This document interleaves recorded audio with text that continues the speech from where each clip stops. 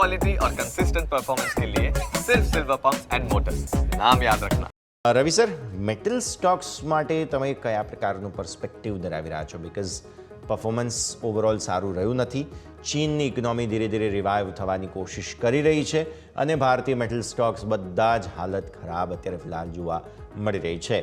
આજે હિન્દાલ્કોની પણ જુઓ જબરદસ્ત પિટાઈ થઈ છે. એટલે હવે યરલી રિવ્યૂનો સમય જ્યારે આવ્યો છે ત્યારે આપણે મેટલ સ્ટોક્સ પર ખાસ નજર રાખવી જોઈએ. રવિ સર, જરૂરથી આવતીકાલથી મેટલ કંપનીઓ માટે ઇમ્પોર્ટન્ટ ક્યુઝ રહેશે, કારણ કે અત્યાર સુધી જે ડેટા એબસેન્ટ હતા, કાલે ચાઇના મેન્યુફેક્ચરિંગ પીએમઆઈ મોર્નિંગમાં આવવાના છે.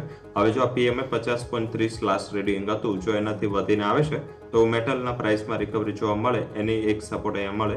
અધરવાઇઝ જોઈએ તો જે મેટલ્સ કરેક્ટ થઈ રહ્યા છે, બેઝિક રીઝન ચાઇના છે. ચાઇનાની ઇકોનોમી આટલા મોટા સ્ટિમ્યુલસ, આટલી મોટી પેકેજ, આટલા મોટા રૂલ્સના ચેન્જ, રિલીફ છતાં પણ ચાઇનામાં જેટલી જોઈએ એટલી ફાસ્ટ રિકવરી નથી. આનું ખાલી જો 25% પેકેજ કે 25% મેજર્સ ઇન્ડિયામાં લેવા હોય તો અત્યારે મીન્સ કે ઇન્ડિયાનું જે કરન્સી બાસ્કેટ, ઇક્વિટી બધું જ સ્પાર્ક થઈ ગયું, ડિમાન્ડ પણ ઘણી વધી હોય, ઇન્ફ્લેશન પણ રેકોર્ડ પર હોત. પણ એની સામે ચાઇનામાં ટોટલી કોન્ટ્રા સિચ્યુએશન છે. જેટલા પેકેજીસ અપાય છે એટલું ગવર્મેન્ટ ઉપર બર્ડન વધે છે અને સામે આ પેકેજીસનો કોઈ ઇકોનોમીમાં પરિવર્તન નથી આવી રહ્યું. આને લઈને મેટલ સેક્ટર સતત પ્રેશરમાં છે, સેલિંગમાં આવી રહ્યું છે. વચ્ચે ન્યૂઝ પણ હતા એન્ટી ડમ્પિંગ મેજર્સના સ્ટીલ કંપનીઓ પર, છતાં સ્ટીલ કંપનીઓ એક સાઈડ નીચે આવી રહી છે. સૌથી મોટું ફિયર ઉપર વધારે ચાલી રહ્યું છે, જેમાં ટ્રમ્પ એડમિનિસ્ટ્રેશન છે ચાઇના ઉપર એન્ટી ડમ્પિંગ ડ્યુટી લગાવશે.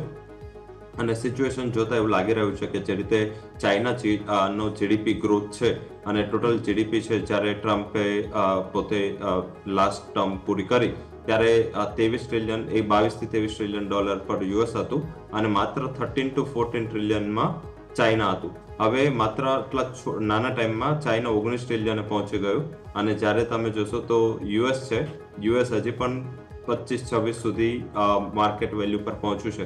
તો આઈ થિંક માર્કેટને અને લોકોને એવું લાગી રહ્યું છે. ત્યારે જો તમે ટ્રેડ બેલેન્સ પણ જો તો યુએસ અને ચાઇના વચ્ચેનું ટ્રેડ બેલેન્સ 0 થઈ ગયું હતું એકવાર. એટલે કે જે $200 to $500 સુધીનું બિલિયન ડોલર સુધીનું જે કમાણી છે એ ઘટીને એમની 0 થઈ ગઈ હતી. તો એ ફરીથી અત્યારે ત્યાં પહોંચી ગઈ છે. તો આ અંતર્ગત માર્કેટનું અનુમાન છે કે મેટલ પર એન્ટી ડમ્પિંગ મેજર્સ લેવાશે, જે મીન્સ કે જે જીડીપી વાઇઝ ચાઇના માટે ખરાબ રહેશે. તો આઈ થિંક આને ફોરવર્ડ લુકિંગ અપ્રોચ લઈને માર્કેટ ચાલી રહ્યું છે. હાલાકી મારા હિસાબે અહીંયા થોડું બ્રાઇટ સ્પોટ પણ છે, કારણ કે આ સેક્ટર અંડર પરફોર્મર છે અને જો આટલું સિવિયર મેજર્સ જલ્દી નહીં આવે તો ત્યાં રિકવરી પણ એટલી સ્માર્ટ થશે. તો એમાં જો એ રિકવરીમાં પ્લે કરવું હોય તો મારા હિસાબે જેએસડબલ્યુ સ્ટીલ અને હિન્દાલ્કો આ બે સારી કંપની છે. ફંડામેન્ટલી સ્ટ્રોંગ સ્ટ્રક્ચર છે, સાઉન્ડ ગ્રુપ છે, એક બિરલા ગ્રુપ છે, એક જેએસડબલ્યુ ગ્રુપ છે. તો લાંબા સમયના ફંડામેન્ટલ માટે આ બે સ્ટોક પર પ્રેફરન્સ રાખું છું. ઓકે.